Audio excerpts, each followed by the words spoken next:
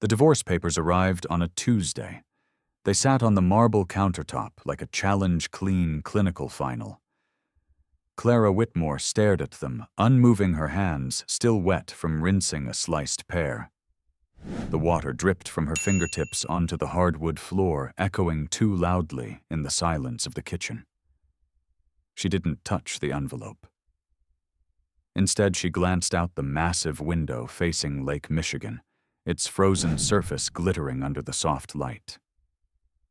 From here, the world looked perfect, like the staged photos in the glossy design magazines Derek used to leave around the penthouse, as if their lives needed that extra polish. But perfection, she knew, was just another form of hiding. The door clicked shut behind her. Clara didn't turn. She didn't need to. "I didn't want it to come like this," Derek said. His voice, smooth and steady, could have belonged to a man delivering quarterly earnings instead of walking away from a marriage. She finally looked at him. Pressed navy suit, monogrammed cufflinks, watch she bought him for his 35th birthday. Derek Langford stood tall, handsome, powerful, exactly the man the tech world idolized, the man who could speak at a conference in Zurich in the morning and charm investors in Manhattan by dinner. He was also the man who just served divorce papers to his 8 months pregnant wife. "You didn't want it to come like this?" She repeated, her voice soft. "But you sent a courier. I thought it would be easier." "For who?" He didn't answer. Clara dried her hands on a dish towel, slowly, deliberately, then picked up the envelope. She didn't open it. Not yet. "Is this about her?" she asked. Her voice didn't rise. It didn't need to. The name didn't have to be spoken. It hung in the space between them, thick and sour. Derek's gaze dropped for a beat. "It's about us." "This isn't working, Clara. We both know that. We do." He shifted his weight like he was ready to leave before the conversation had even started. "You've been distant, obsessed with the nursery, with pretending everything's okay. I am 8 months pregnant, I know." Silence filled the room again. Behind Clara, the kettle clicked off. She let it. She could have cried, could have yelled, could have begged him to stay. But she didn't. Instead, she walked across the kitchen and opened a cabinet. Inside, behind a row of imported teas and artisan honey jars, was a single photo frame, turned backward. Her hand hesitated. Then she pulled it out. It was the last picture of her with Eleanor, her grandmother, taken in the Pittsburgh estate Clara had left behind without saying goodbye. She looked at the photo now, at the woman standing beside her, regal, cold-eyed, powerful. Clara had walked away from that life, from that name, from that legacy. She'd wanted to be loved for herself, not for her bloodline, not for the billions in steel and shipping and land, and certainly not by a man who could walk out this way. "Are you giving up on us?" she asked, finally facing him. "Or are you trading up?" His mouth tightened. "Clara, I'm asking a question." He exhaled. "Aubrey and I, it's real.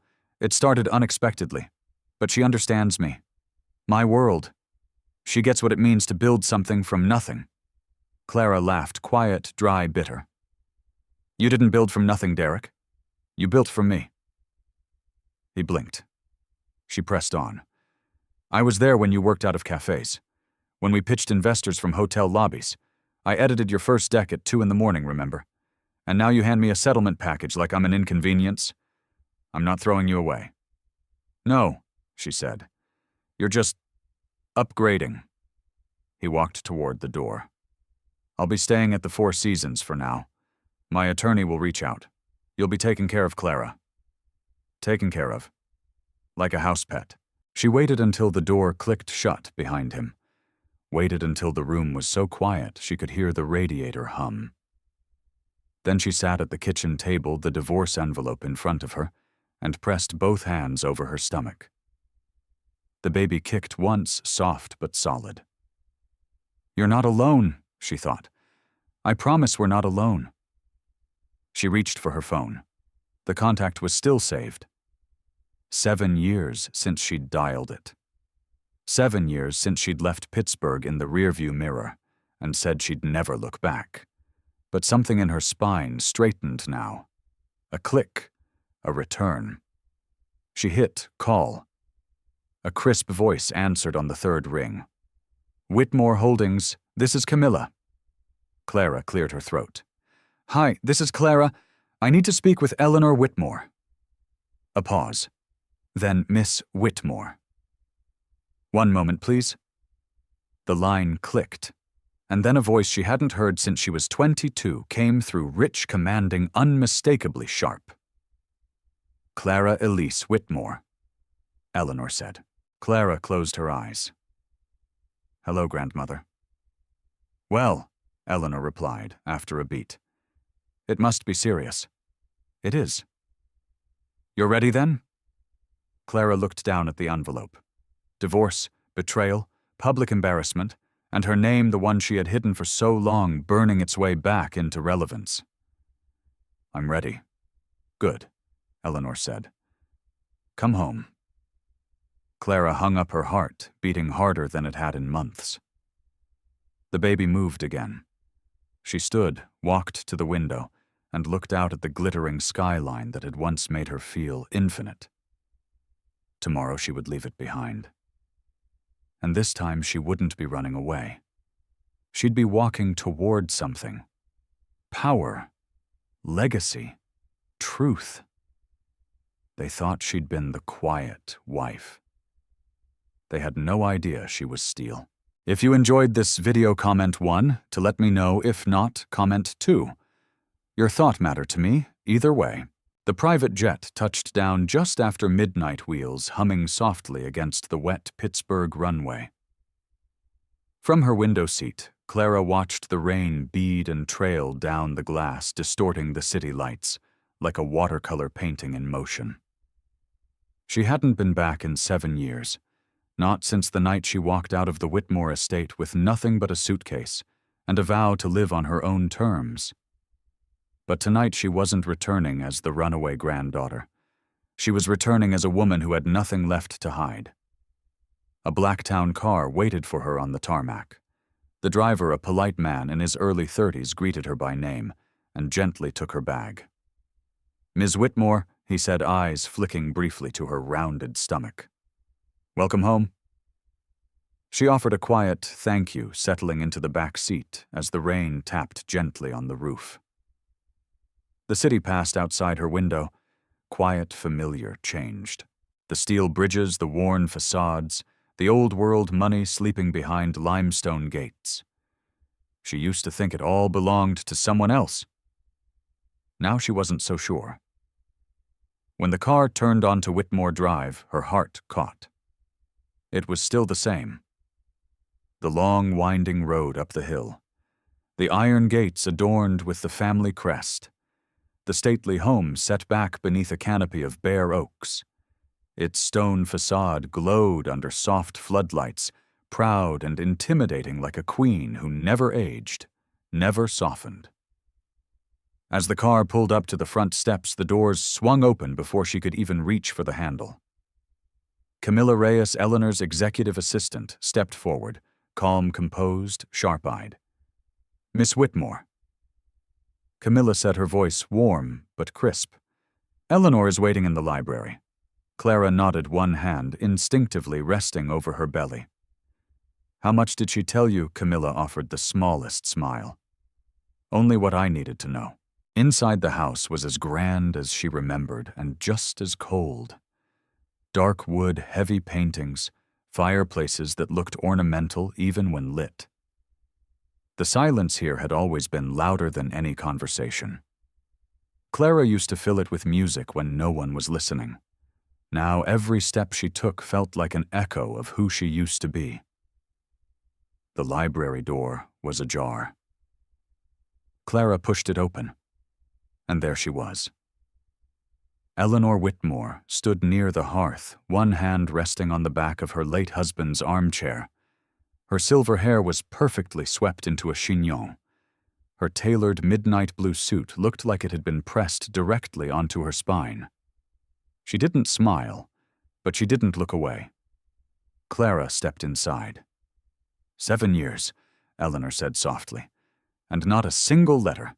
You made it clear I wasn't needed. Eleanor's brow rose. I said the business didn't need you. I never said I didn't. Clara paused, the weight of their history settling between them like dust on old books. I didn't come back for reconciliation, she said. I came back because I'm done pretending I can survive alone. Eleanor moved to the bar cart and poured 2 glasses of water. No wine, no fanfare. She handed one to Clara. You came back because you've been reminded how cruel the world can be, she said. Even when you give it everything. Clara took the glass, her throat tight. He's divorcing me. While I'm pregnant. I know. Of course she knew. This was Eleanor Whitmore. There was nothing she didn't know. Nothing she hadn't anticipated. His name is Derek Langford. Clara continued. He built a tech company from nothing, or so he likes to tell people. And you let him believe you were just a museum curator. I wanted someone to love me for myself. Eleanor looked at her for a long moment. And what did he love? Clara answered, without hesitation. The version of me that didn't exist. Eleanor sat down, smoothing her skirt. Camilla has prepared a suite for you. You'll rest tonight. Tomorrow we begin. Begin what you'll return. To your name. To this family. To the company. Clara let out a breath she hadn't realized she was holding. You think I can just walk back in and pick up where I left off? Eleanor's gaze didn't flinch. No, I think you can walk back in and build something better. Clara looked around the library, the portraits, the books, the quiet. What if I don't want to become you? Eleanor's voice softened just enough to surprise her. Then don't. Be more. Clara blinked. The words were unexpected, and they landed like an open window in a locked room. She stood slowly pressing her palm to her lower back. I don't have a plan yet. You don't need one, Eleanor replied. You just need to stop shrinking. They stared at each other across the firelight. Then Clara turned toward the door. She paused just before stepping out. Derek has no idea who I really am. Eleanor's reply came like a promise. He will. That night, Clara lay awake in the Rose Suite, the same room she'd stayed in as a child when her parents were between trips or meetings or divorces. The room smelled like old perfume and cedar wood polish. Everything was untouched, and yet it felt different. So did she. She pulled out her phone and scrolled through old photos. Her wedding, her baby's first sonogram, a blurry shot of Derek holding a champagne glass with his eyes on someone else. She stared at that last one for a long time. Then she deleted it. She turned the light off and laid her hand over her belly again. Tomorrow, she whispered. The baby kicked once like it understood. Clara closed her eyes. Tomorrow the world would remember her name. The morning sun lit up Aubrey Vale's face like a camera flash. She turned slightly in the mirror, adjusting the soft silk strap of her champagne-colored robe. A makeup artist dabbed under her eyes, murmuring something about concealer coverage and barely there glow. She barely heard it. Her attention was fixed on the phone screen, lying flat on the vanity beside her. Clara Whitmore's name was trending. Again. The headline read, Mystery Heiress Rejoins Whitmore Empire. Insider sources suggest corporate reawakening. Aubrey's lips parted, confused at first, then faintly amused. She turned to Derek, who was sitting on the edge of the suite's window seat, flipping through his phone. You didn't tell me your ex-wife was a Whitmore. He looked up, his brow tightening. What are you talking about? She tossed her phone to him, the article still glowing. He read in silence. Then again. Then slower. That's not possible, he muttered. Aubrey raised an eyebrow. Are there 2 Clara Whitmores in Pittsburgh who just returned to their billion-dollar Steele family and also happen to be your wife, ex-wife? He said quickly. Sure, she replied, letting the word stretch like taffy. Ex-wife. He stood abruptly, walking to the minibar and pouring himself a glass of water with slightly more force than necessary. Aubrey watched him. You didn't know, she asked, softer now. He shook his head. She told me her family cut her off. She said she worked through college on her own. Scholarships, jobs, I believed her. She didn't lie, Aubrey said. She just didn't tell you everything. Derek turned his jaw tense. We were married for 4 years. 4. And she never told me she was the granddaughter of Eleanor Whitmore. Aubrey leaned forward slightly, her tone shifting. Maybe she wanted you to love her for who she was. He stared at her. For a moment, the room felt like it had stopped breathing. Why does it matter now? She asked, rising slowly. You left her. You're with me. Right. He didn't answer. Aubrey walked over her robe, whispering across the carpet. She placed a hand on his arm, light as air. We've worked hard for this, she said gently. The press is already watching. People are curious about us, but they want a story. So what's ours going to be? That we fell in love? Or that you got played by your own wife? Derek pulled his arm away, not unkindly, just distant. I need to think, he said. Aubrey's smile faltered, but only for a second. Think fast, she replied. Because if she's stepping back into the spotlight, the world's going to start asking why you stepped out of hers. Meanwhile, across the city, Clara stood before the long mirror in the guest suite, dressed in a sharply tailored black maternity dress Eleanor had custom ordered from Milan. It hugged her in all the right places. Elevated. Subtle. Impossibly elegant. Naomi Keller let out a low whistle from behind her. If I didn't know you, I'd say you were about to fire half the board. Clara smiled faintly. Only if they deserve it. Naomi walked over, adjusting the gold cuff on Clara's sleeve. You really going through with it? Clara turned slightly. You don't think I should? I think Naomi said you're about to walk into the same ballroom where Derek pitched his first investor round with your name on the sponsor wall and a baby kicking in your ribs. Clara's hand rested gently on her stomach. Good. Naomi laughed, shaking her head. Remind me never to betray you. Clara's eyes softened. You wouldn't. No, Naomi said. But I will ask you something you won't like. Clara raised an eyebrow. Go on. Are you doing this because you want justice, or because you want him to see what he lost? Clara looked away out the window toward the downtown skyline. I don't know, she admitted. Does it have to be one or the other? Naomi sighed. Just make sure you're building something, not burning it down. Their eyes met in the mirror. I'm not going back to the woman I was, Clara said quietly. But I need him to know. He didn't break me. Naomi nodded. Then let's make sure you walk in like someone who's never been broken. Later that evening, Clara entered the grand ballroom of the Crestmore Hotel under the soft glitter of crystal chandeliers.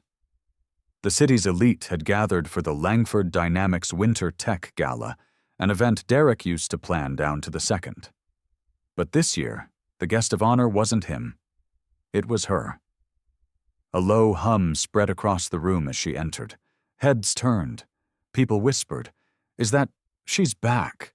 God, she's glowing." Eleanor's name had opened every door, but Clara's presence held them open. She moved with the quiet confidence of someone who had once chosen humility and now chose herself. In the corner, Derek watched her frozen for a moment in the middle of a conversation with an investor. Aubrey stood beside him, Her smile practiced her fingers still clasping a champagne flute. Clara met his eyes across the room. Neither of them looked away. Camilla approached from the side, clipboard in hand. "You're up in 10. Do you want to review your remarks?" Clara shook her head. "No need." "Are you sure?" She looked again at Derek. "Yes." 10 minutes later, she stood behind the podium microphone, angled perfectly, the lights warming her skin. She looked out at the crowd. At old money. New money. Her past. Her future. "Good evening," she said, her voice calm but clear. "For those of you who don't know me, my name is Clara Whitmore. I used to be the woman behind the curtain. Now I'm stepping into the light not to prove anything, but to build something better." The room held its breath. "I know what it means to be underestimated. I know how easy it is to believe that someone soft-spoken has no strength. But legacy isn't about noise. It's about resilience. And sometimes the most powerful thing you can do is remember who you are." There was a beat of silence. Then applause. Real, respectful. Not just for her family's name, but for her. She stepped down from the stage and passed by Derek without a word. He turned as if to follow, but Aubrey caught his sleeve lightly, deliberately. "Let her have her moment," she whispered. Clara didn't look back. She didn't need to. She had just taken the first step toward reclaiming everything. And for the first time in a long time, she wasn't walking alone. If you enjoyed this video, comment 1 to let me know. If not, comment 2. Your thought mattered to me either way. Clara stood frozen in the doorway of her office, the soft glow from the desk lamp throwing long shadows across the walls. Julian Drake was real. Here. Not a name in a memo or a LinkedIn alert, he was flesh and breath and history, and suddenly the room felt smaller than it had a moment ago. She closed the door behind her gently, the click echoing. "You resigned," she said, her voice measured. Julian nodded. "This morning." Clara crossed the room slowly, her heels quiet on the hardwood. "You were Derek's right hand." "I was," he said, watching her closely, until I realized the hand was shaking. She studied him. Julian had always been quieter than the other execs, less interested in noise, more interested in truth. During late dinners, when she'd sat in the corner of Derek's world, smiling politely, Julian was the only one who ever asked her what she thought. "Why now?" she asked, crossing her arms. "Why come here?" He took a breath. "Because I know what you're planning. And I don't think you should be doing it alone." Clara's gaze narrowed. "How much do you know I know about the trust?" he said. "I know Eleanor's holding a controlling interest in Langford Dynamics, and I know Derek's been using shell partnerships to move company assets into a private venture he hasn't disclosed to the board." Clara's chest tightened. "He's bleeding the company." Julian nodded. "And he's doing it fast." She turned away, her thoughts racing. Every detail, the fake charm, the shifting accounts, the missing time, suddenly clicked into place. Derek hadn't just replaced her in his personal life. He was gutting the company from the inside out before anyone could stop him. Clara pressed her hands to the back of the chair. "Why are you really here, Julian?" He hesitated. Then, carefully. "Because I should have said something sooner." She turned to him, caught off guard by the quiet sincerity in his voice. "You mean about Derek?" she asked. "I mean about everything he said. I watched you disappear into his shadow. I watched him use your silence like a shield. And I stayed because it was easier. Because I told myself it wasn't my place. There was something in his eyes, then something more than regret." "You always saw it," Clara said, her voice barely above a whisper. "Didn't you?" He nodded. "I saw you disappear, and I hated myself for watching it happen." Clara looked down a wave of old hurt washing up. Not just about Derek. About all the rooms she'd been in. All the times she'd been the +1, the footnote, the convenient silence behind someone else's spotlight. "I'm not that woman anymore," she said. Julian stepped closer, his voice steady. "I know. That's why I'm here." Silence stretched between them, and then softer. "And maybe because I never stopped thinking about the day you left that investor dinner 2 years ago." Clara blinked. "You remember that? You were wearing navy," he said. "And you looked tired, not physically, just tired of pretending." She swallowed hard. "I wanted to follow you out," he continued. "But I didn't." She sat down slowly at her desk, her breath catching in her chest. The air felt charged electric heavy. She hadn't come here for this, for connection, for anything that looked like emotion. But it was here undeniable threading itself into the cracks she'd worked so hard to seal. "Julian," she said quietly, "if you're here for revenge, I'm not," he interrupted. "I'm here because I believe in what you're building, because Langford Dynamics doesn't have to fall. It just needs better leadership. Real leadership." Clara met his eyes. She'd stood in boardrooms, spoken from stages, and held her grandmother's fire in her chest, but this was the first time she'd felt someone see her without agenda. And it terrified her. Before she could respond, Camilla knocked lightly and stepped in. "Clara Eleanor's requesting you in the private conference room. It's urgent." Clara nodded, already rising. "Tell her I'm on my way." Camilla looked between them and paused. "Should I add Mr. Drake to the security clearance list?" Clara held Julian's gaze. "Yes," she said finally. "Clear him for everything." Camilla nodded and disappeared. Clara gathered her things slowly, her pulse still uneven. "Stay," she said, her voice soft as she turned to him. "Help me do this the right way." Julian smiled, not too wide, not too eager. "Just honest." "I was hoping you'd say that." Clara stepped into the hall, the door closing behind her, her heart louder than her heels. She hadn't asked for an ally, or for a spark that made her chest ache in ways she wasn't ready to name. But here it was. Not everything that was broken had to stay that way. And maybe some things were starting to shift. Clara stepped into the private conference room, her breath catching slightly as she took in the scene.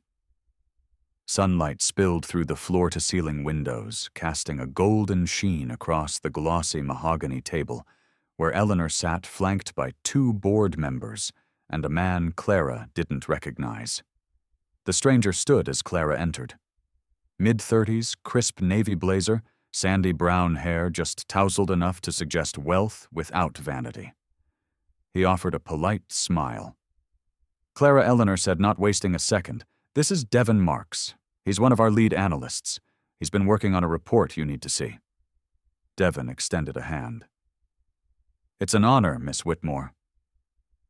Clara shook at the grip, firm, professional, non-invasive.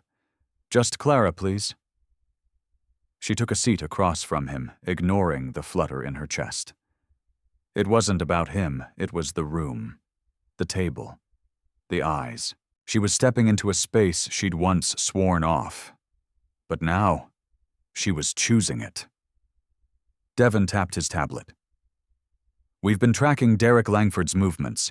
There are patterns that didn't make sense, offshore transfers, stealth acquisitions under ghost LLCs. But now we know what he's building." Clara leaned forward. "Tell me." "He's creating a parallel tech company," Devin said. "AI infrastructure, full back-end redundancy. If he pulls it off, he could dissolve Langford Dynamics in under 6 months and re-emerge under a new name with no board, no accountability." Clara sat back slowly, pulse thudding in her ears. So he was never going to leave quietly. He's planning to disappear with everything. Eleanor's voice was calm, controlled.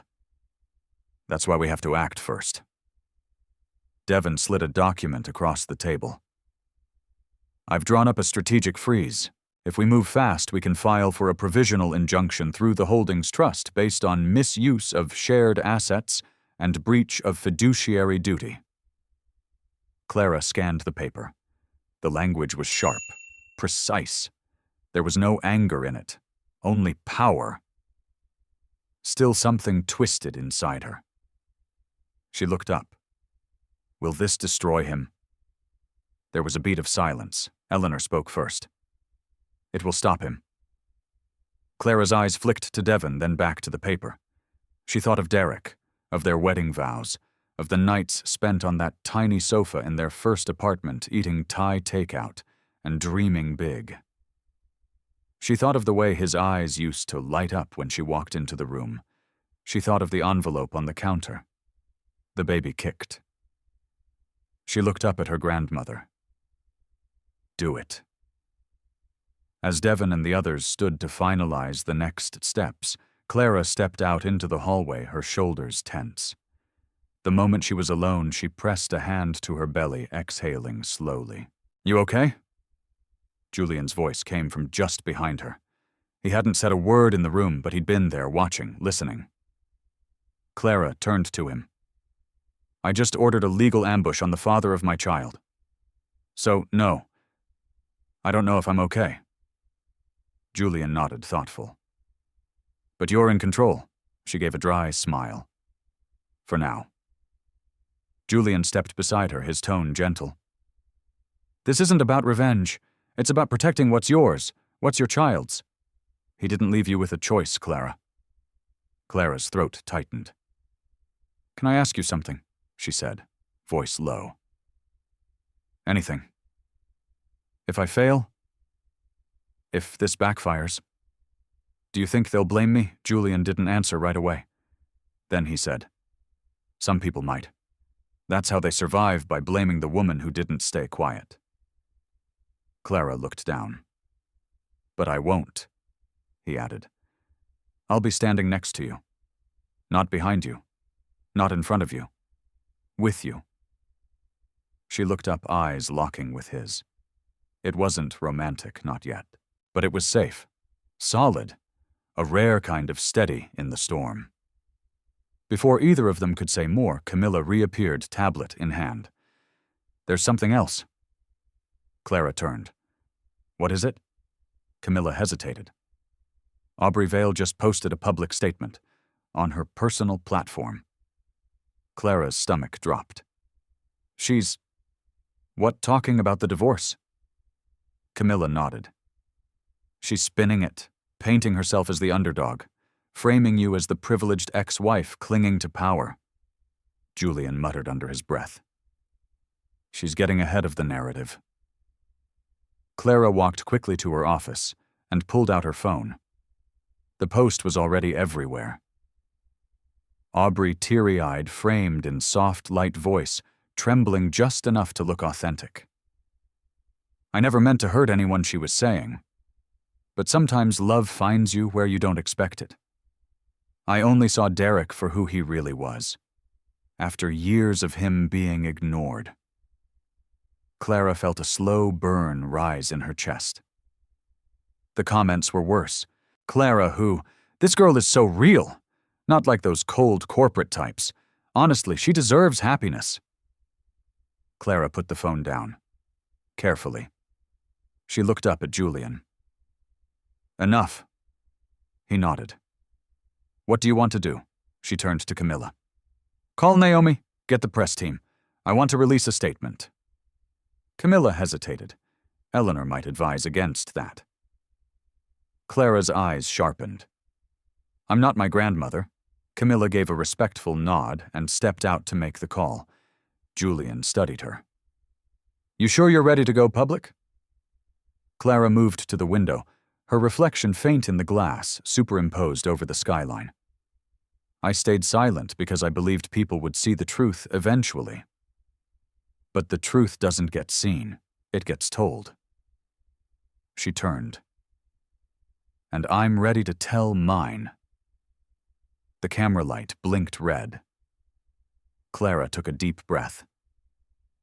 This wasn't a corporate address.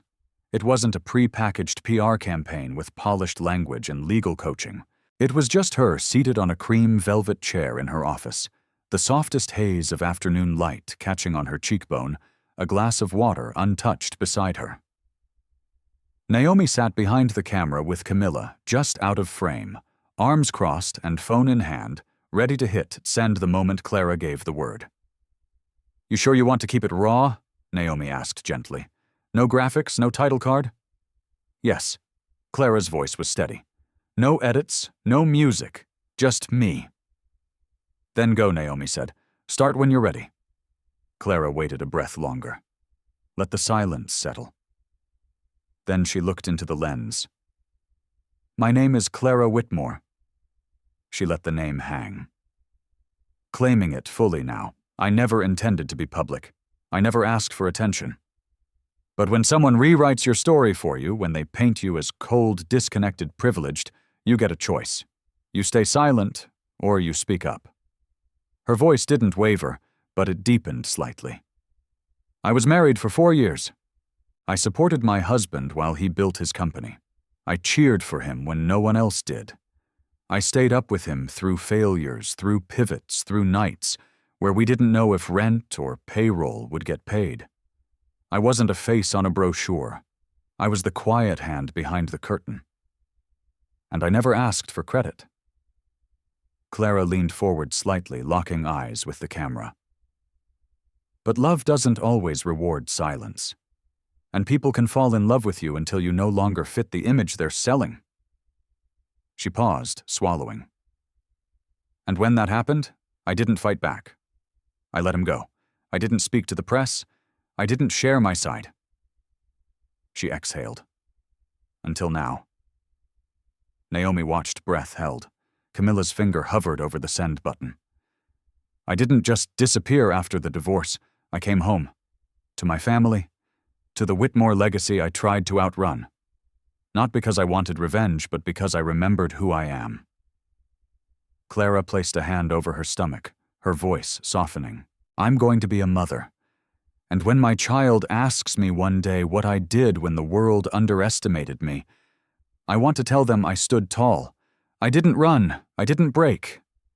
She sat back, her voice resolute now. "So to those following headlines and rumors, this is my truth. I'm not asking for sympathy. I'm just reclaiming my name."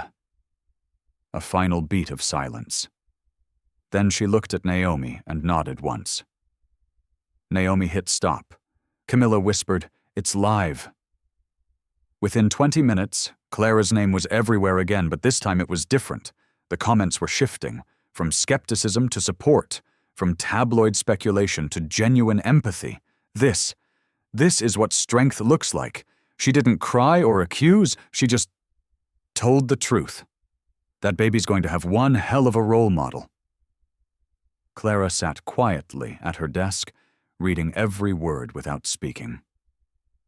Then her phone buzzed. A message from a number she hadn't seen in weeks. "Derek, you had to make it public." She stared at the message for a long moment before locking the screen. Julian entered the office moments later, holding 2 coffees and wearing an expression caught somewhere between pride and caution. "You broke the internet," he said, setting her cup on the desk. "Twitter's in mourning for Aubrey's influencer arc." Clara raised an eyebrow. "That wasn't the goal. I know," he said, sitting across from her. "But still, you controlled the story. And that's rare." Clara sipped the coffee. "Devin updated me. Legal's submitting the injunction paperwork by end of day." Julian nodded. "That gives us 48 hours to prep a full financial review." Clara looked at him. Really looked at him. He hadn't flinched through any of this. He'd stood beside her like it was natural. No performance, no hidden motives. She set the cup down. "Why did you leave Langford?" she asked finally.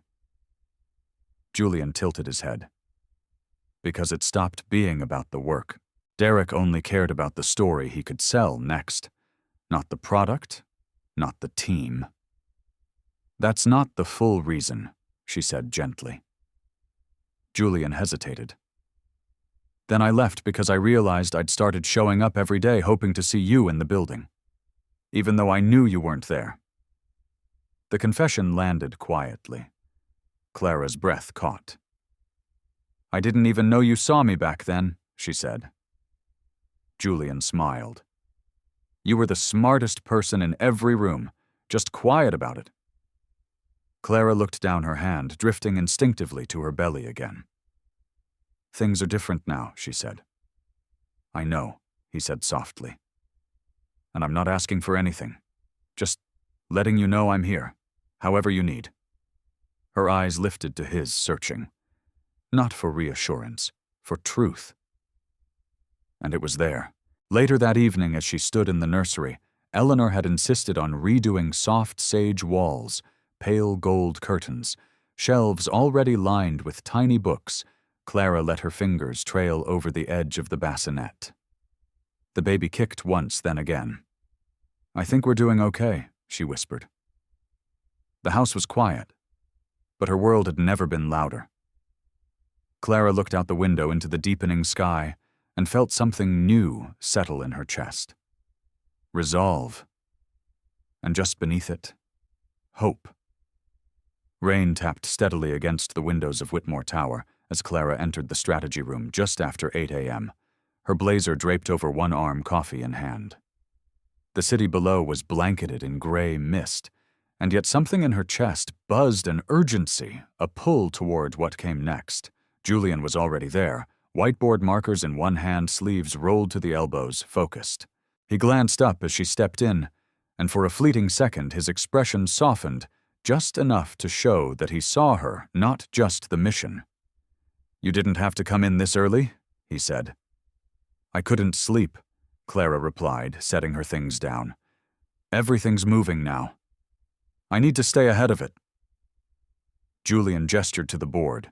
It was covered in notes, Langford Dynamics subsidiaries, cash flow projections, names of suspicious shell companies that Derek had quietly stacked like cards ready to fall. There's a weak link, Julian said, tapping a name in red ink Aeroforge Systems. Clara stepped closer. That was one of the early back-end contractors, right, supposed to be absorbed 2 years ago. But it's still operating independently and funneling funds. She stared at the name, her jaw tightening. Let me guess. Derek's name isn't on it. Julian shook his head. But his college roommate's is. Clara let out a low, frustrated breath. It's always someone else's signature, someone else's shell. Julian handed her a folder. This is the bridge. If we freeze this account and tie it back to Langford Dynamics, the entire offshoot collapses. Clara opened it and paused. Inside was a signed email. One she recognized. She'd written it 2 years ago. Her words copied and paraphrased in internal memos used to justify allocating funds, without her knowledge. I didn't approve this, she whispered. No, Julian said. But he used your tone, your language. It gave the illusion of approval. Clara sank into the nearest chair, the weight of it all pressing down. He built this entire thing with my silence. Julian crouched beside her. Then your voice is what will dismantle it. Their eyes met. For a second it was quiet. Safe. Do you trust me? He asked softly. Clara's breath caught. I do, she said. More than I want to. Julian didn't push. He stood slowly and moved back to the board, giving her space. But the air between them had shifted, subtle, charged. By late afternoon, the Whitmore legal team had begun drafting the next wave of motions. Camilla had locked in a meeting with the SEC, and Eleanor had personally called in 3 favors from her contacts on the Langford board. The tide was turning, but with it came new tension. That evening, Clara sat on the edge of Eleanor's study sofa, arms wrapped protectively over her stomach. Her grandmother stood near the fireplace, unusually quiet. You're worried, Clara said. I'm watching, Eleanor replied. Carefully, Clara gave a small smile. Same thing. Eleanor turned toward her. I've built empires, Clara, outlasted betrayals, made peace with loneliness. But I've never done it pregnant under scrutiny, and while trying not to fall for someone new. Clara's head lifted slightly. Eleanor's eyes narrowed. Don't look surprised. I see what's happening. Clara hesitated, then admitted. It's not like that. Not yet, but it could be. Clara looked down. I don't know if I can open that door again. Eleanor stepped forward and sat beside her, unusually gentle. You're allowed to feel, even now, especially now. Don't confuse guarding yourself with healing. Clara felt her throat tighten. It just feels fragile. And everything else is already so fragile. Sometimes the fragile things hold us together. Clara turned her voice barely above a whisper. Did you ever love someone who couldn't love you back? Eleanor didn't answer right away. Then, yes. And I buried that love in ambition. Clara blinked. Do you regret it? Eleanor stood again, smoothing the front of her tailored blouse. Every time I walk into a quiet house. Clara said nothing. Just watched her grandmother, that unshakable monument, walk away, lonelier than she'd ever admitted. Later that night, Julian knocked gently on Clara's office door. She looked up from her laptop, exhaustion clouding her face. You shouldn't be working this late, he said. I couldn't sleep again. He stepped in and set a small takeout bag on her desk. Soup from that little Korean place you like. Thought you might need fuel. She stared at the bag, touched. You remembered. I remember a lot, he said softly. She closed the laptop. You ever wonder what it would have been like, she asked, if we'd met in a different time? Julian sat across from her. I used to. But I think this is the only time that would have made sense. You're stronger now. And I've stopped being afraid of standing beside someone brilliant. She smiled, tired but real. I keep thinking it's too soon. That letting myself feel something is selfish. It's not, he said. It's survival. They sat in the quiet together, the city lights stretching behind them, two people surrounded by war rooms and legal filings and old wounds, and yet here in this small moment, something warm was growing. Not a conclusion, but a beginning. The morning Clara had long anticipated arrived with an eerie stillness. No texts from legal, no updates from Camilla. Just quiet. Unsettling quiet. She stood at the massive windows of her office, a hand resting gently on her growing belly, watching fog drift slowly across the Pittsburgh skyline. The city felt paused, like it was holding its breath. Behind her, Julian stepped in, dressed in charcoal gray, clean lines, calm expression. But his eyes told her what she already suspected. Something's off, she said, before he could speak. He nodded once. There's been a leak. Clara turned to face him fully. How bad he handed her a tablet. The headline glared back in bold type, Whitmore heiress behind Langford coup sources claim personal vendetta. Behind corporate power, grab. Clara blinked once. Then again. Julian continued.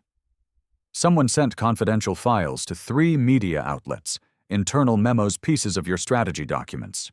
They're trying to frame you as a bitter ex using family wealth to sabotage her former husband.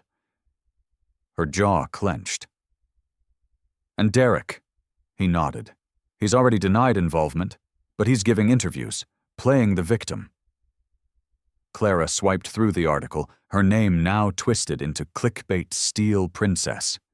Billionaire in exile, corporate ice queen. Every sentence dripped with implication. I knew they'd try to spin it, she muttered, voice low. But this is calculated. Julian crossed his arms. They're trying to rattle you, make you look unstable before the injunction hearing. Clara closed the tablet and exhaled slowly. Then they're going to be disappointed. Still inside, something trembled. It wasn't the press. It was the weight of the fight, the way it kept moving even when she was tired, even when she wasn't sure how much more of herself she could give. Julian watched her carefully. You don't have to carry it all.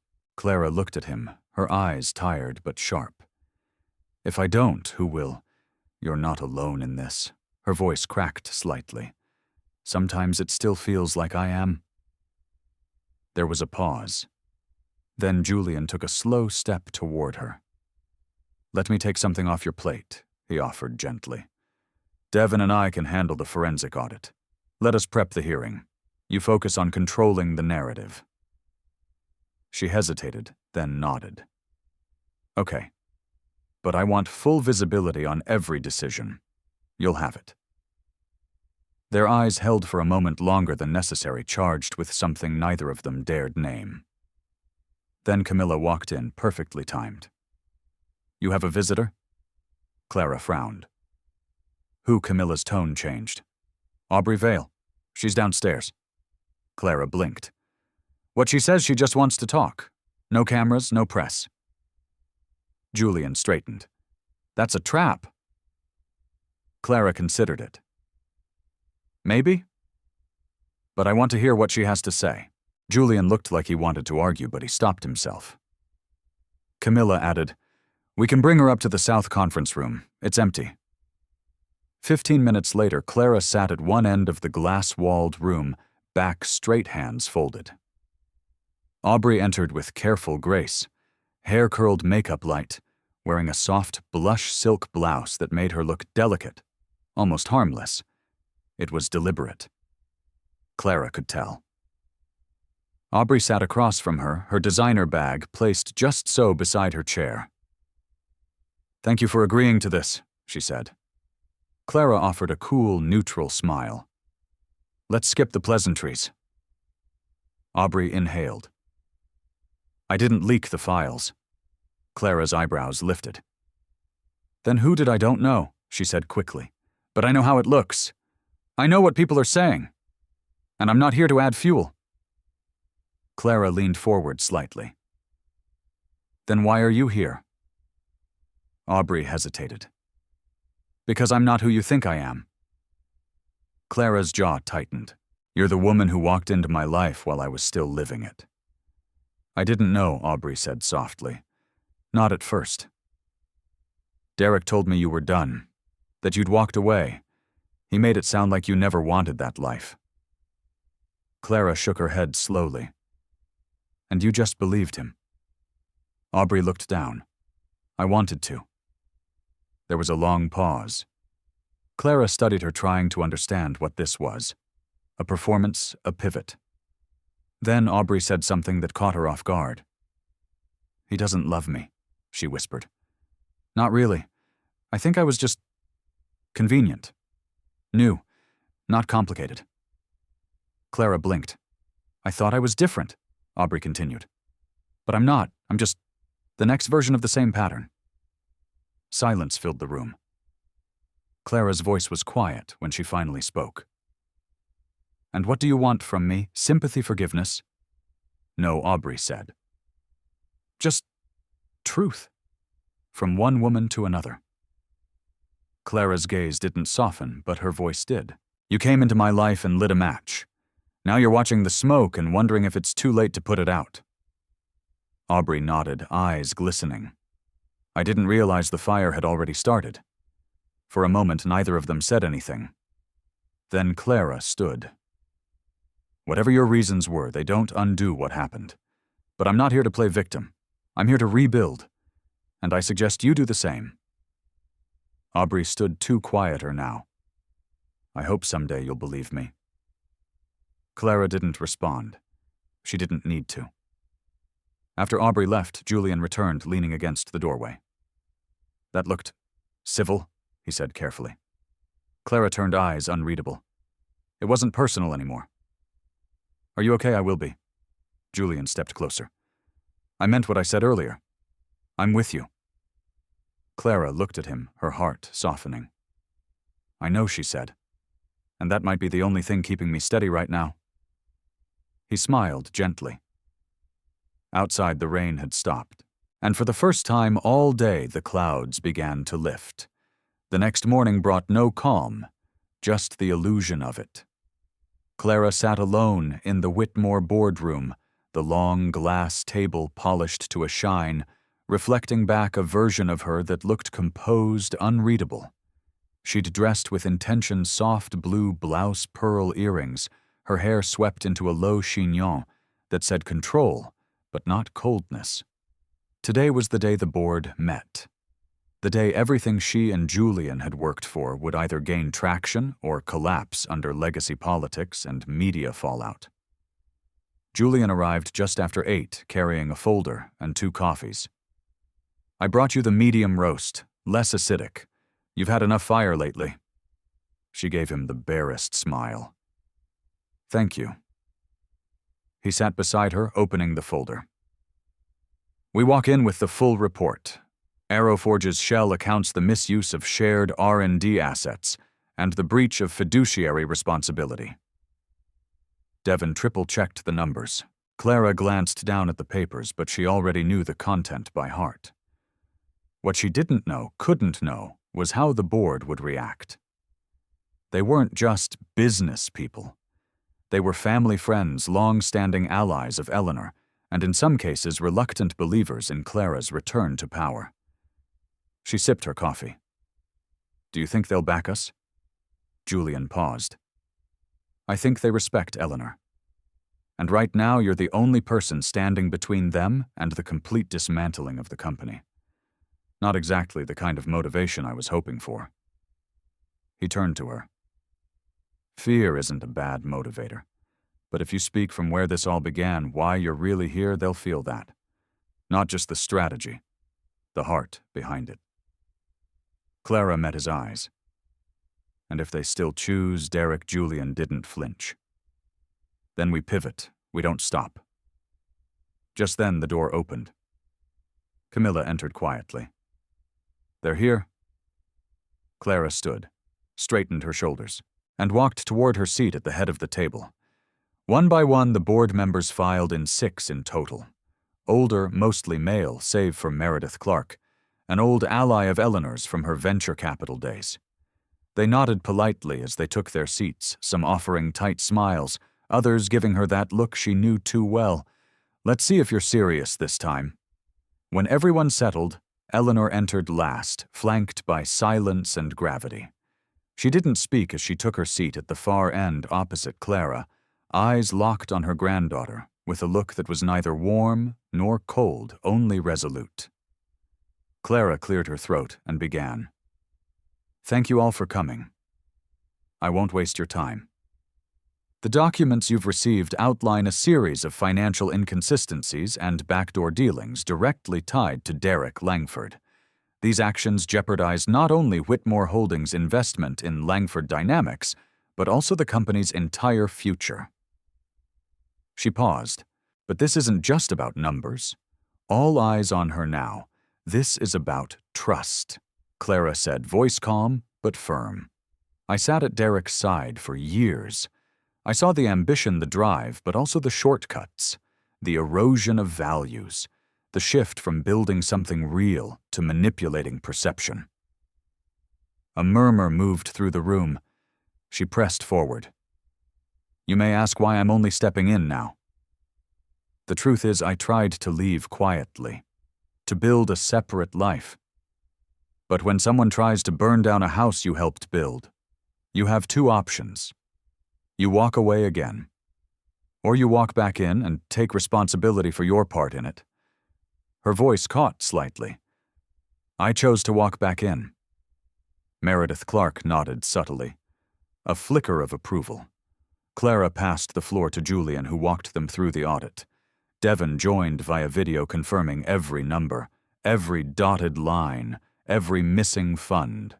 And then, as the room fell silent again, one of the older board members, Richard Halden, leaned back in his chair. "We hear you, Clara. But what happens if we do this? Freeze his accounts, go public with the breach. Won't we take a hit in credibility? The media already sees this as a family feud." Clara held his gaze. It's not a feud. It's fraud. But the optics, she said sharply, are only dangerous if we act like we have something to hide. Another voice chimed in, softer but probing.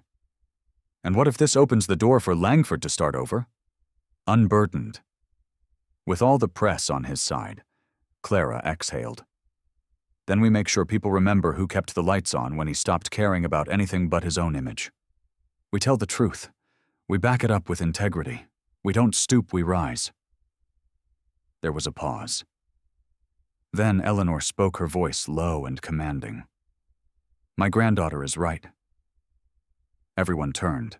I've watched this company survive recessions, lawsuits, broken partnerships, but the one thing it can't survive is cowardice. We act. Today.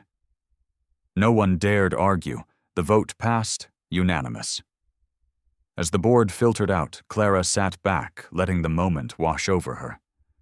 The relief was brief, but it was real. Julian lingered beside her. You did it? She gave a tired smile. We did it.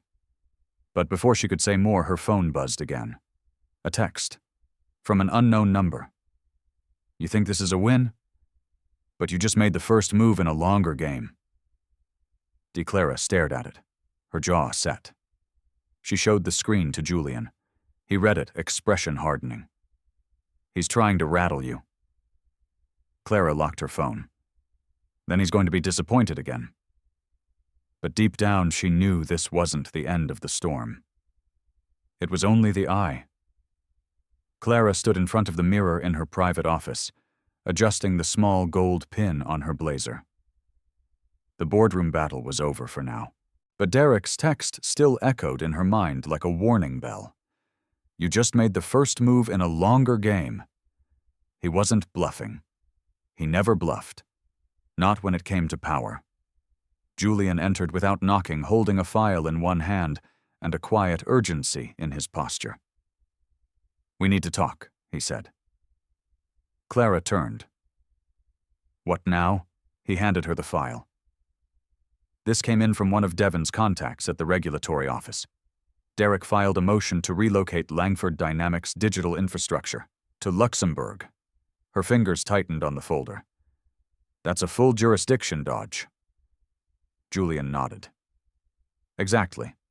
If he gets that processed before the injunction fully kicks in, he'll shield his new company from every angle.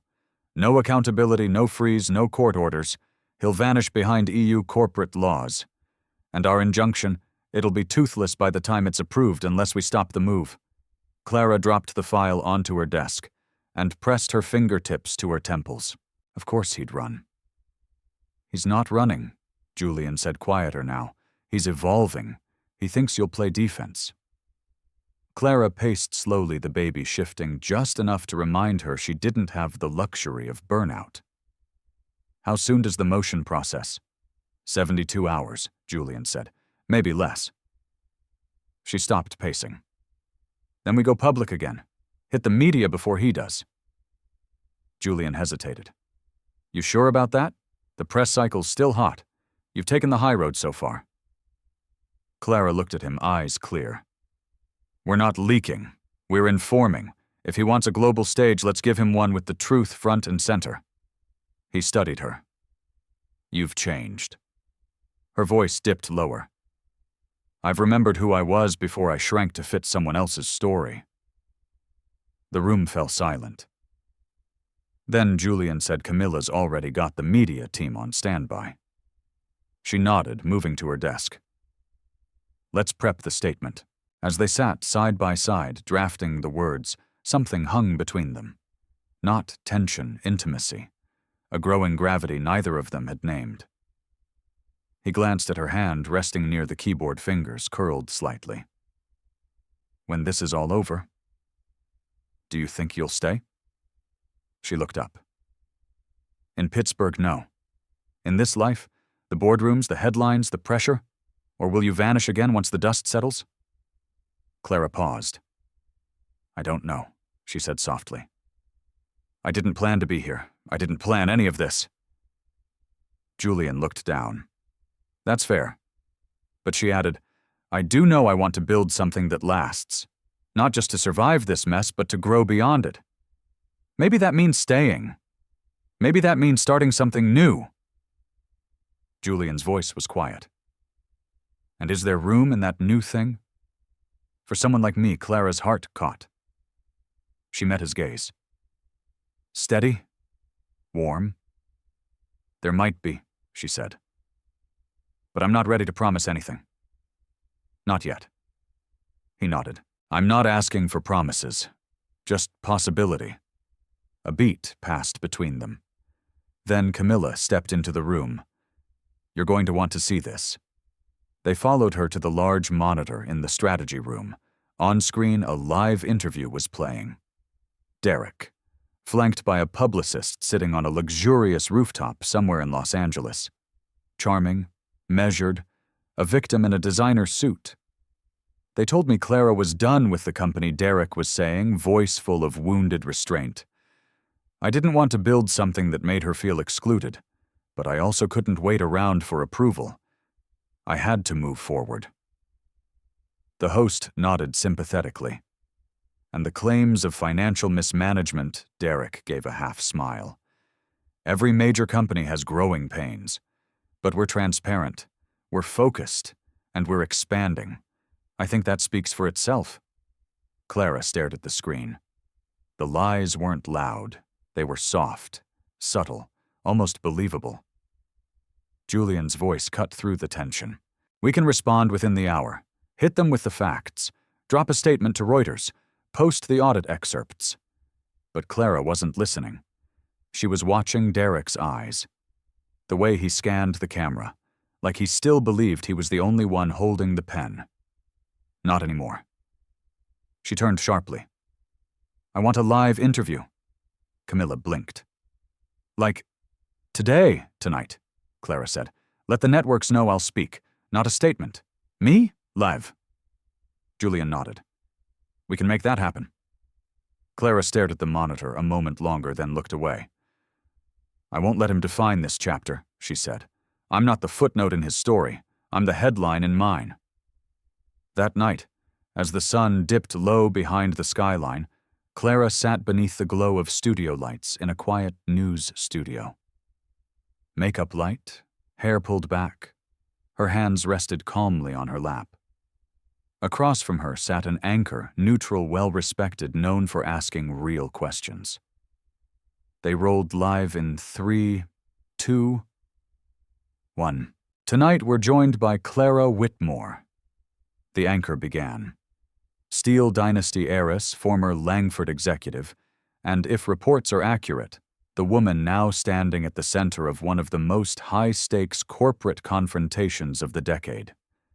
Clara looked into the camera. Not smiling, not guarded, just present. "I'm not here to fight," she said. "I'm here to clarify, and more importantly, to take responsibility." The next 10 minutes would change everything. But in that first moment, as her voice filled the airwaves, Clara felt something she hadn't in a long time. Freedom. The following morning, Clara stood at the corner window of her suite in Whitmore Tower, still in her silk robe, watching the world slowly wake beneath the blue-gray sky. Last night's interview had aired nationwide.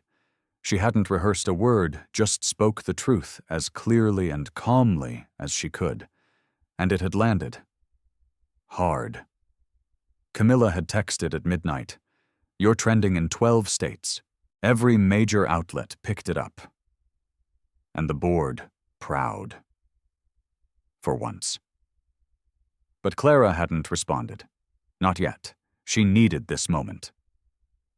Behind her, Julian moved quietly around the kitchen making coffee, the kind of normalcy that felt surreal after everything. He was barefoot, relaxed, like this was any other morning. It wasn't. "I couldn't sleep," Clara said softly. Julian glanced over. "You were incredible last night, honest, measured, powerful." She turned to him. It didn't feel powerful. It felt like a confession. Sometimes that's what moves people the most. Clara walked toward the kitchen, sliding onto one of the high stools at the counter. You think it's enough? Julian hesitated, pouring coffee into her mug. It's enough to shift the court of public opinion. But Derek isn't playing by rules. You know that? Clara held the warm mug between her hands. I know. Julian sat across from her. There's something else. She braced. What, he filed a motion this morning, claiming you leveraged privileged information from your time at Langford Dynamics, violating executive confidentiality clauses? Clara closed her eyes. Of course he did. Julian continued. It's a stall tactic, but it forces the court to delay any action on our injunction for at least another 5 business days. That's all he needs, she murmured, to finish the Luxembourg transfer. He nodded. Silence settled between them. Then Clara asked, if I walk away now, what happens? Julian's expression tightened. You'll lose control of your name, your work, the future you're building for your child. Derek wins not because he was right, but because you were tired. Clara looked down at her stomach, gently rounding beneath the robe. I'm not tired, she whispered. I'm just scared. Julian reached across the counter, covering her hand with his. Then let's be scared together. Her eyes lifted to his. And there it was again, steady, unshaken presence. No demands, no illusions. Just him! Her phone buzzed on the counter. Camilla. Clara answered on speaker. You're up early. Already at the office? Camilla said, a little breathless. You need to hear this. Someone from inside Derek's camp just sent a tip. A former developer who helped build the Luxembourg pipeline. Clara straightened. What did they send? A copy of the Shell account chain and audio of Derek referencing it, admitting it's about dodging liability. It's huge. Julian leaned in. Are we sure it's legit? Devon's already on it? If it checks out, this could completely dismantle his defense. Clara felt her pulse race. Have legal prep a response. If it's authentic, we file today, not Monday. Today. Camilla paused. There's more. The source is asking to meet. Off the record. Said they won't hand over the original documents unless they meet you in person. Julian frowned. Sounds risky. Clara considered it. Where? They suggested Station Square. Late tonight. In public. They said you'd know them. Clara exchanged a glance with Julian. I'm checking, Camilla said. But they insisted it had to be you. Not an assistant, not a lawyer. Clara stood, a flicker of clarity running through her. Text me the details once we verify. I'll go. Julian stood too. You won't go alone. I didn't say I would. Later that evening, Clara dressed in a simple black coat, hair pulled back, no jewelry. She looked like herself, but not the version people saw online. Just Clara, determined, focused. Julian waited at the tower's private garage, holding the door open for her. You sure about this? He asked. No, she said honestly. But I have to do it. They arrived at Station Square just before 9. The riverside was quiet, but not empty. Scattered couples walking, the sound of water moving gently below the walkways. The lights from the incline tracks flickered softly against the pavement. Clara scanned the area, then spotted a figure sitting on a bench beneath one of the old iron street lamps. She stepped forward slowly. Clara, the woman said, standing as she approached. Clara blinked. Recognition swept over her. Kendra, the former lead developer from Langford. She'd left quietly 2 years ago. No reason given. No goodbye.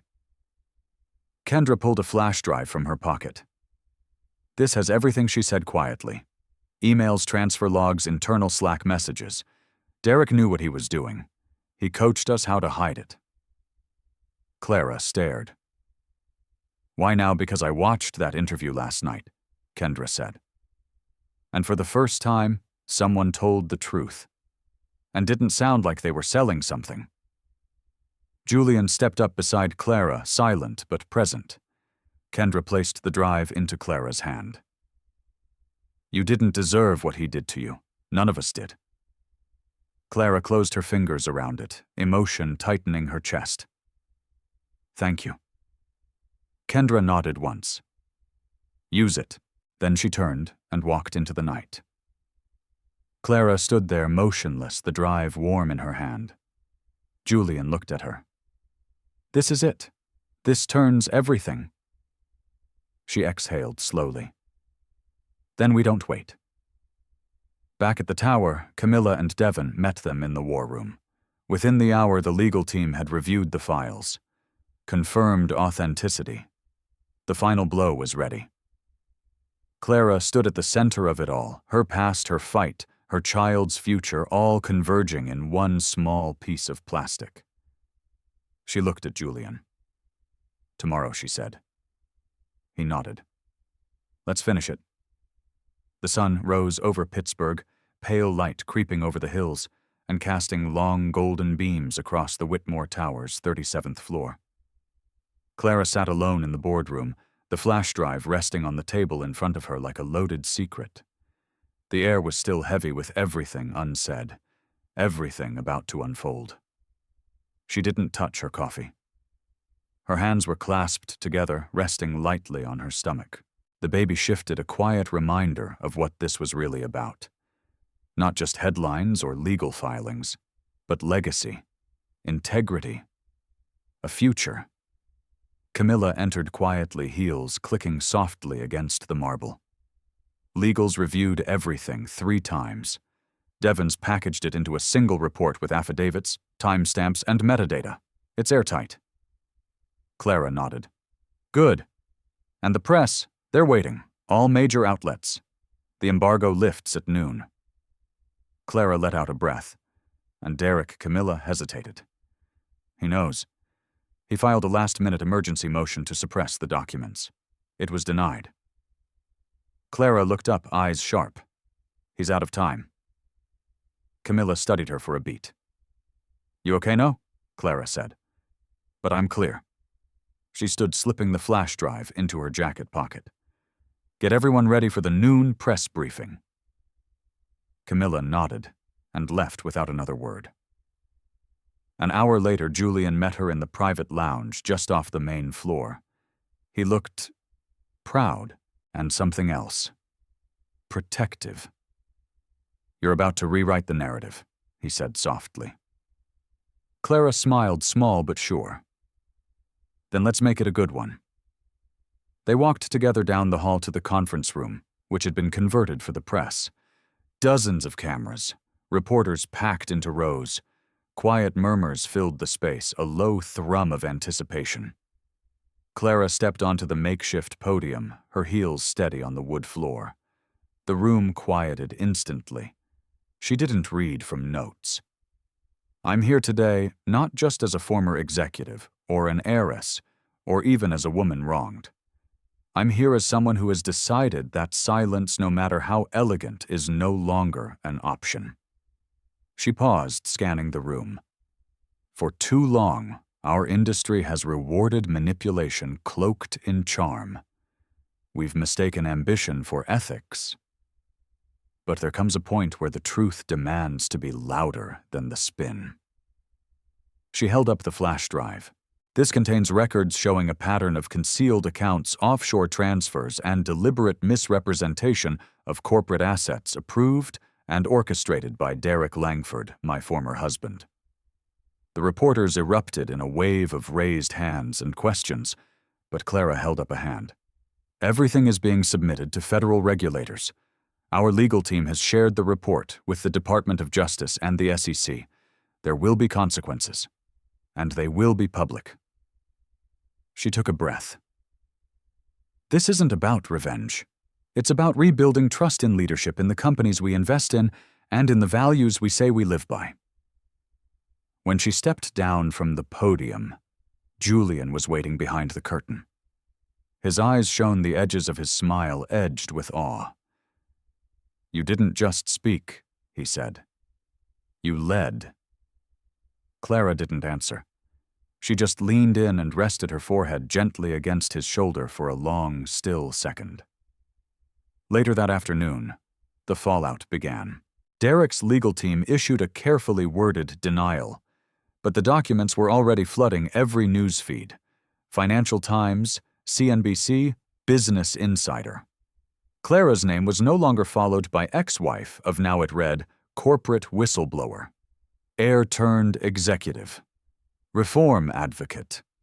Back upstairs, Eleanor stood in the Whitmore Library, arms crossed as she watched the news play across the screen above the fireplace. Clara entered quietly. I didn't think you'd come up, Eleanor said without turning. I thought you might want to hear it from me first. Eleanor nodded once slowly. I saw your speech. Clara stood beside her. Did I go too far? Eleanor's gaze softened. You went exactly far enough. They stood in silence for a long moment. Then Eleanor added, You know, I spent years thinking strength meant not needing anyone. But I was wrong. Clara looked over. You. Eleanor gave the smallest smile. You reminded me that leadership isn't about the loudest voice in the room. It's about the clearest one. Clara's eyes glistened. I'm proud of you, Eleanor said quieter now. Not just for what you did, but for who you've become. Clara swallowed. Thank you. That evening, Clara found herself on the rooftop terrace outside her apartment. Julian joined her with 2 mugs of hot tea, steam curling into the night air. The city sparkled below them. So Julian said, settling into the chair beside her, what now? Clara smiled, hand resting over her belly. Now. I rest. For a minute. Then I figure out what comes after. Whatever it is Julian said, you won't have to do it alone. She looked over at him, that warmth rising again, the kind that had been building for weeks, unspoken, undeniable. I've been thinking about something, she said. Yeah, I don't want to run this company like the people who ran it before. I want to build something better, not just legacy, culture, meaning. Julian nodded. Then let's do it. Together, she took his hand. But slowly. Slow is good, he said. Slow means it's real. They sat in the quiet, watching the city breathe.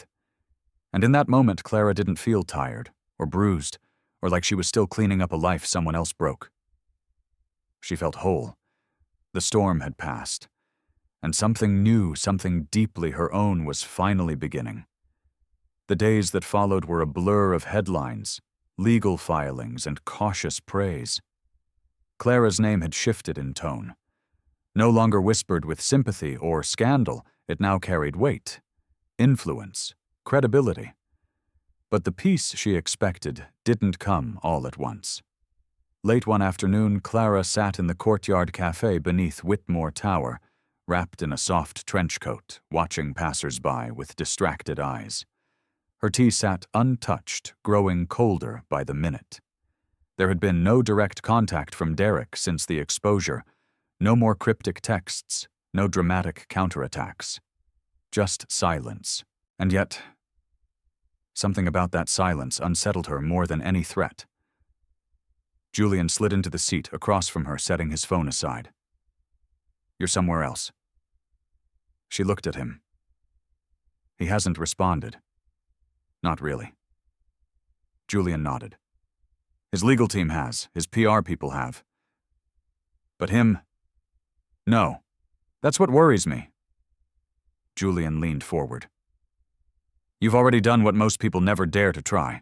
You exposed a man who built his life on charm and manipulation, and you did it with your name, your voice, and your reputation on the line. Clara stared down at her hands. What if that's not enough? What if he finds a way to twist this, to rise from it like he always does? Julian paused, then asked gently, what would be enough? She met his eyes. To know that he can't do this again. Not to another woman. Another partner. Another team. He reached across the table, covering her hand with his. You've started something that won't stop with you. Even if he finds a way to surface again, he's branded now. People are watching. Clara drew a shaky breath. I'm trying not to look back. I really am. You're allowed to look back, Julian said. You just don't have to walk that road again. Just then, Camilla approached, her usual calm tinged with something unusual excitement. We've had a request, she said, holding out a tablet. From the Ledger. They want to run a feature profile on you. Clara frowned. Me, Camilla nodded. Front page, not just about the exposé, about the woman behind it. Your story, your future, your voice. Julian whistled under his breath. That's no small offer. Clara hesitated. I'm not sure I want to be the face of all this, of broken marriages and corporate scandal. You're not, Camilla said. You're the face of reclaiming something, of building again. Clara scrolled through the email, reading the carefully worded pitch. They wanted to interview her in her own home, with the baby on the way, with her family legacy on display, with her real story, told in her words, not filtered through press releases or whispered assumptions. She looked up at Camilla. Let me think about it. Camilla nodded and stepped away. Julian tilted his head. What's stopping you? I don't want to be a brand, Clara said. I want to live a life. Quietly, without always having to prove something. Julian smiled softly. Then say that. In your own words, that's the story worth telling. She smiled back, the tension loosening slightly. You're annoyingly good at making sense. Years of watching people say everything except what they mean, he said. You learn to listen between the lines. They walked slowly through the garden, after hands brushing occasionally, silence settling between them like a shared blanket. There was nothing urgent in their pace, nothing forced. Just the feel of ground beneath their feet and the whisper of a new season around the corner. Later that night, Clara sat in the nursery. The walls still bare, save for soft white paint and a framed photo of her mother from years ago. She rocked gently in the chair by the window, one hand resting on her belly, the other holding her journal. She hadn't written since the day she left Derek.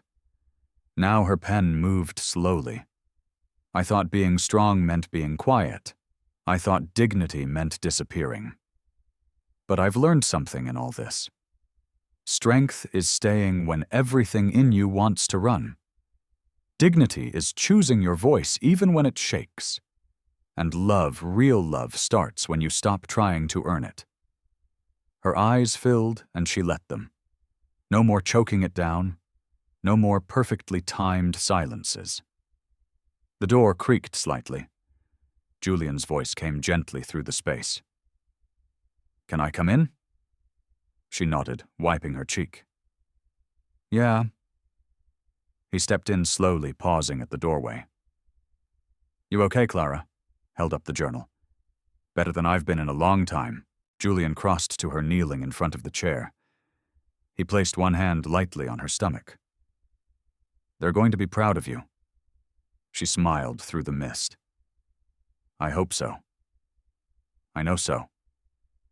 She reached for his hand, held it tight, and in that moment there were no headlines, no scandal, no boardrooms or courtrooms or press cycles, just two people, a child on the way, and a future they hadn't yet figured out, but would build piece by piece together. The wind had picked up that morning, rustling through the trees that lined the edge of the Whitmore estate. Clara stood barefoot on the back patio, the stone cool under her feet, a mug of herbal tea warming her hands. The sky was silver with the promise of rain, the kind that lingered rather than poured. She'd always loved mornings like this, quiet, slightly unpredictable, like life itself was holding its breath. Inside, soft jazz drifted through the kitchen while Julian prepared breakfast. He'd fallen into this rhythm with her so naturally, it was as if he'd been part of the house forever. They hadn't labeled whatever it was between them, hadn't defined it. But the connection was there, constant, growing, undeniable. Clara turned back toward the glass doors as he stepped into view, holding a plate in one hand and a small, proud grin on his face. French toast. Your craving, not mine. She smiled as he opened the door. I'm starting to think you're trying to bribe me. Is it working? Maybe. They sat together at the kitchen island, the scent of cinnamon and syrup filling the room. Clara took a bite, then looked at him across the table. I got a message this morning, she said. Julian raised an eyebrow. From Derek. Julian's smile dropped. Seriously? Clara nodded. An email. Just one line. Julian waited. She picked up her phone and read it aloud. You win. Enjoy the spotlight. Julian leaned back in his chair. Classic deflection. No apology, no ownership, just projection? Clara set the phone down. It didn't feel like a win. Because you're not looking for his surrender. You were never in it to win. You were in it to walk away whole. She stirred her tea. I wonder if he even believes what he wrote, or if he's just trying to save face now that he's officially out. Julian tilted his head. The hearing's been confirmed, hasn't it? Next week, full transfer of Langford Dynamics' remaining assets under investigation. He's stepping down permanently. Julian nodded. Then it's over. Clara looked up. Almost. A soft knock came from the front door, cutting through the stillness. Julian glanced toward it. You expecting anyone? No. He stood and disappeared down the hall. A few moments later he returned holding a small envelope. It's hand-delivered. No name. Clara frowned and took it carefully, breaking the seal. Inside was a single sheet of paper. She read it once. Then again. Julian watched her closely. What is it? She handed it to him without speaking. The letter was typed formal, but unsigned. Ms. Whitmore. As someone who once worked under your father, I thought it was time someone told you the truth about what happened the year before his death. You've been led to believe that the board pushed him out quietly. That's not the full story. He discovered a shell account being used to launder investor funds years before Derek ever came onto the scene. When he raised concerns, he was forced into early retirement. The records are still buried in Whitmore Holdings archives. Basement Level 2. File code WH922. Your father tried to protect the company, just like you are now. Don't let the story end in silence. Julian exhaled. That changes everything. Clara's heart thudded. For years, she'd believed her father had stepped back because of his health, because the board had edged him out quietly, respectfully. But this meant there had been rot long before Derek. That the foundation she'd been trying to rebuild might have always been cracked. She stood up slowly, voice barely above a whisper. We have to go to the archives. Julian looked at her. Now I need to see it with my own eyes. They arrived at the Whitmore corporate building an hour later. The basement archives were rarely visited, silent, temperature-controlled, filled with shelves of dusty file boxes and forgotten paper trails. Clara led the way, guided by the file code. They found it tucked in the corner, WH992. A thick binder weathered with time. She opened it slowly. Inside were ledgers, handwritten notes, internal memos, and finally her father's last written statement to the board. A warning, a plea. He'd found discrepancies, he'd documented them, and he'd been silenced. Clara closed the binder, hand trembling. All this time, she whispered, he tried to protect us. Julian was quiet beside her. I thought I was finishing my story, she said. But I'm finishing his. He reached for her hand. Then do it. Not for revenge, for legacy, for truth. Clara looked up, eyes sharp with clarity. I will. That night she stood once again on the rooftop terrace. The wind had returned, brushing her hair gently back from her face. Below, the lights of the city shimmered, unaware of the chapter quietly closing behind tall glass windows. She pressed her hand to her stomach and whispered, "He tried to make it right. And now, so will I." Behind her, Julian appeared with 2 cups of warm cider. He handed her one, then stood beside her silent and sure. And for the first time in weeks, she allowed herself a deep breath. It wasn't over yet, but it was close, and it would end on her terms. Spring arrived like a quiet exhale. Soft rain in the morning's tulips pushing through the soil along the Whitmore garden paths, and a certain calmness in the air that Clara hadn't felt in years. It had been 3 weeks since the hearing. 3 weeks since the final piece of her father's truth had come to light, and the board, faced with decades of buried misdeeds, had made the decision to dissolve what remained of Whitmore Holdings and rebuild under an entirely new structure. Clara had been offered the helm. Full control, total rebranding, everything she'd fought to earn. And she'd said no, not because she was running, but because finally she didn't have to prove anything to anyone. It was a quiet morning when Julian found her in the nursery, folding tiny white blankets into neat stacks. The crib stood finished in the corner, sunlight warming the wood, and next to it sat a rocking chair her father had once used, cleaned, restored, and waiting. "You're up early," he said, leaning against the doorframe with a soft smile. Clara looked over her face, lit with the kind of peace that only came after long, hard battles. Couldn't sleep. She was kicking again. Restless, just like her mom. Julian stepped in and ran his hand along the back of the rocking chair. "You ever think we'd make it here?" Clara smiled faintly. "Not this way. Not through so many fires." "But through," he said, watching her carefully. Clara nodded. They moved through the morning like they always did now. No big decisions, no rushed plans. Just rhythm, tea, laughter, the occasional sharp memory that still stung but no longer ruled. Later that day, they visited a small community center on the south side, where Clara had quietly begun a mentorship program for young women entering STEM fields. She walked through the modest classroom in a soft blouse and jeans, nothing about her screaming wealth or power, yet every girl in the room turned when she entered, not because of her last name, but because she'd shown them something was possible, that you could lose everything and still choose to lead with grace. Afterward, Clara and Julian sat in the garden behind the center, a thermos of lemonade between them, the afternoon light fading slowly. "You're not going back to corporate," Julian said gently. Clara shook her head. "No. I'm building something else. Smaller. Real." Julian looked at her for a long moment. "You've changed." She tilted her head. "In a bad way? In the best way," he said. "You used to walk into a room trying to prove you belonged. Now you just walk in. And it's obvious." She leaned back in her chair, quiet for a beat.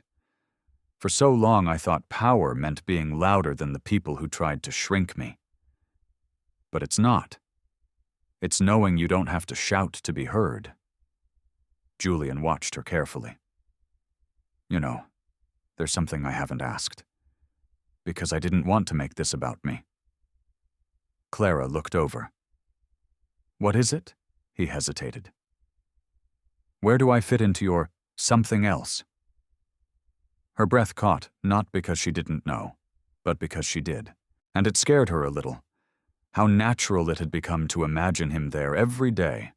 Coffee in the morning, books scattered on the floor, baby asleep in his arms while the dishwasher hummed in the background. She reached for his hand fingers wrapping around his. "You already do." He looked down at their hands, then back at her. "You're sure?" Clara's voice softened. "I spent so long chasing the life I thought I was supposed to want. Big boardrooms, magazine covers, a partner who looked right on paper. She paused, breathing in. "You're not any of that," she said. "You're better." Julian smiled slowly, eyes full of something quiet and warm. "Then I guess I'm staying." "Good," she whispered. "Because I want to build a life, not perform one." A week later, under a sky brushed in pale pink and blue, Clara gave birth to a baby girl. They named her Elise Margaret Whitmore. Margaret after her grandmother. Elise because it sounded like music. In the hospital room, Julian held the baby with both hands, as if the world had suddenly narrowed down to 10 perfect fingers and a heartbeat the size of a whisper. "She's everything," he murmured. Clara, watching from the bed, smiled through tired tears. "She's our beginning." Months passed, and life didn't slow, it just shifted. Late nights, soft cries, first smiles. Clara's days were no longer booked back-to-back with meetings, but filled with baby blankets, slow walks, and building the mentorship program from her laptop. She wrote a column once a month now, just one. Always raw, always honest. No handlers, no filters, just her voice. And it resonated. One day, Elise would read it all. The love, the loss, the quiet victories. She'd know the truth, not just the headlines. The real truth. Of a woman who loved deeply, fell hard, fought harder, and chose not to be hardened by it all. And if Elise ever asked, was it worth it, Clara would smile and say, every second. Because in the end, it hadn't been about reclaiming power. It had been about reclaiming herself. And that was the greatest legacy she could ever leave.